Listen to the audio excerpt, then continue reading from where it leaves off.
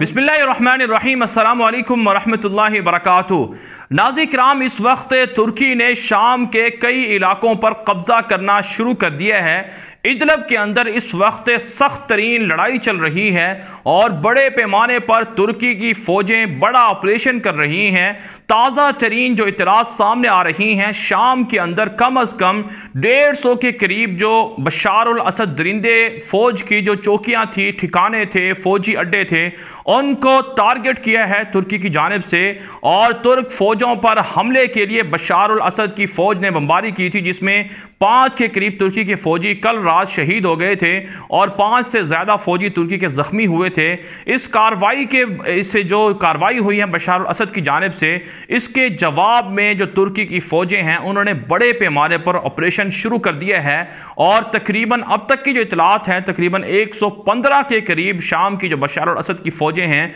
उनके ठिकानों को तबाह कर दिया गया है। नाज़रीन किराम, रूस और ईरान जो बशार उल असद के इत्तेहादी हैं वो बहुत ज़्यादा परेशान हैं कि तुर्की क्यों बड़े पैमाने पर शाम के अंदर, इदलब के अंदर और दीगर शाम के मुख्तलिफ सूबों के अंदर ऑपरेशन कर रहा है। तुर्क फ़ौजों की पेश कदमी जारी है हलब की तरफ और साथ साथ दमिश्क की तरफ तुर्क फ़ौजें पेश कदमी कर रही हैं और तुर्की ने बड़े पैमाने पर जंगी साजो सामान भी शाम पहुंचाना शुरू कर दिया है। इन सारी चीज़ों को देख कर ना सिर्फ रूस खौफजदा है बल्कि ईरान, यूरोप और दीगर बशार उल असद के इत्तेहादी ममालिक भी परेशान हैं कि तुर्की आखिर क्यों शाम पर कब्जा और कंट्रोल हासिल करने जा रहा है। लेकिन नाज़रीन किराम, आप ये बात अच्छी तरह से जानते और समझते हैं कि पिछले 6-7 सालों से तुर्की के खिलाफ जिस तरह से शाम के अंदर खाना जंगी मुसल्लत की गई और दुनिया भर की बड़ी बड़ी ताकतें, दुनिया भर की बड़ी बड़ी फौजें शाम के अंदर अपने अपने अहदाफ के लिए आज आई और वहां पर आकर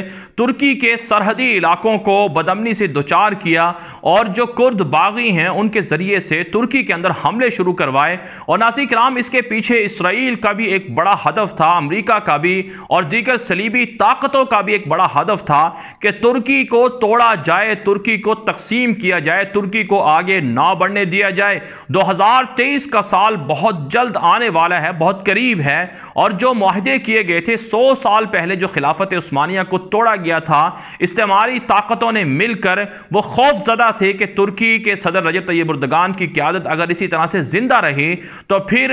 यूरोप के साथ और इसी तरह से अमेरिका के साथ तुर्की की जंगें होंगी और तुर्की जो है अपने जो इलाके उनसे छीने गए थे खिलाफत उस्मानिया के ज़माने के, वो तुर्की अपने इलाके वापस ले लेगा। इसलिए इसराइल के यहूदियों ने, अमेरिका ने और यूरोप की ताकतों ने मिलकर शाम के अंदर बड़े पैमाने पर खाना जंगी शुरू करवाई और फिर इसके बाद नाज़रीन किराम ईरान भी, रूस भी अपने अपने अहदाफ के लिए शाम के अंदर दाखिल हो गया। और पिछले 6-7 सालों से जो कुछ आप देख रहे हैं, शाम के अंदर लाखों लोगों को कत्ल किया गया और लाखों लोगों को अपने घर बार छोड़ने पर मजबूर किया गया। लाखों बच्चे हैं जिनके परखच्चे उड़ा दिए गए। बशार उल असद की दरिंदा फौज ने, ईरान और इसी तरह से रूस के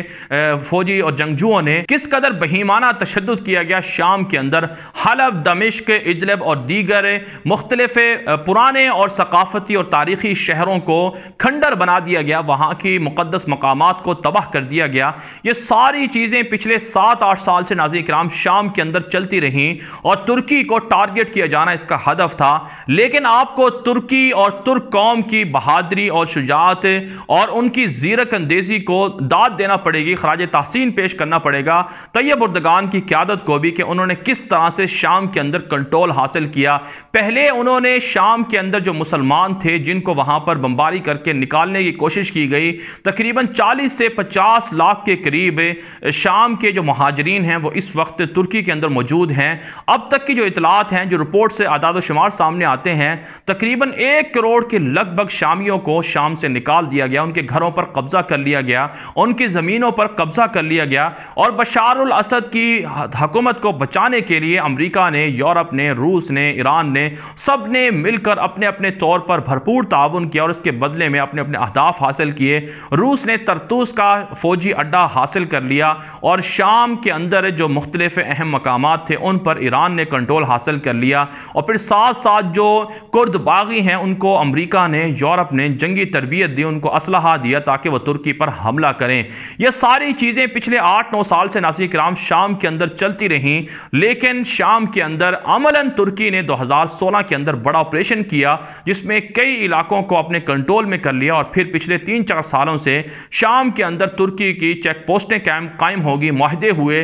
बाकायदा मुज़ाकरात हुए रूस के साथ, ईरान के साथ। और फिर दोबारा से नाज़रीन किराम तुर्की के खिलाफ बशार अल असद की फ़ौज ने, ईरान और इसी तरह से जो रूस के जंगजू हैं उन्होंने कोशिश की कि तुर्की को कमज़ोर किया जाए, तुर्की को यहाँ से शाम के अंदर से निकाला जाए, उनकी चेक पोस्टों को ख़त्म किया जाए। तो ये पिछले 1.5-2 हफ्ते से मुसलसल ये कार्रवाइयाँ देखने में आ रही थी, लेकिन नाज़रीन किराम तुर्की ने फिर अपने बड़े पैमाने पर फौजी वहाँ पर पहुँचा दिए। और नाज़रीन किराम इसके पीछे एक मकसद और एक हदफ ये भी था कि तुर्की को शाम के अंदर मशगूल कर दिया जाए, तुर्की को शाम के अंदर मसरूफ़ कर दिया जाए, ताकि तुर्की जो लीबिया के अंदर अपनी फ़ौजें भिजवा रहा था या फ़ौजें भिजवाई हुई हैं, और तुर्की जो लीबिया के अंदर जंगी मुहिम शुरू किए हुए था खलीफा हफ्तर के ख़िलाफ़, और तुर्की ने जो कुछ लीबिया के साथ मुआहदा किया जिससे इसराइल को बेहद परेशानी लाहिक हो गई, यूरोपीय ममालिक को परेशानी लाहिक हो गई, तो तुर्की को लीबिया से और बहीरा रूम के अंदर वहाँ या बहीरा मुतवस्सित के अंदर वहाँ पर जो कुछ मुआहदा हुआ था लीबिया के साथ उससे दूर करने के लिए भी